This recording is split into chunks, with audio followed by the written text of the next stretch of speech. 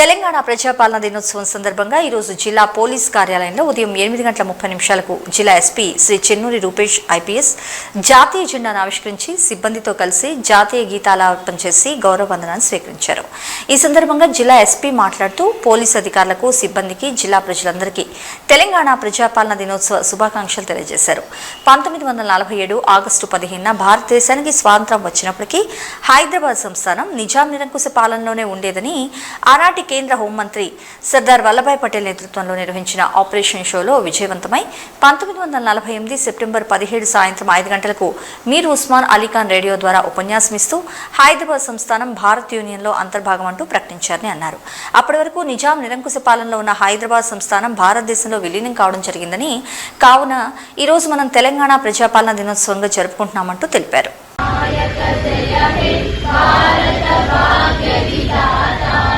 पंजाब सिंधु गुजरात मराठा द्राविड उत्कल गंगा विंध्य हिमाचल यमुना गंगा उच्छल जलधि तरंगा तव शुभ नामे जागे तव शुभ आशीष मागे गाहे तव जय गाथा जन गण मंगल दायक जय हे भारत भाग्य विधाता जय हे जय हे जय हे जय जय जय जय हे. In 1948, so September 17th ఎప్పుడైనా కూడా ఇంతకుముందున్న రాజరిక పాలనలో ఉన్న తెలంగాణ భారత ప్రజాస్వామ్యంలో కలిసిన రోజు.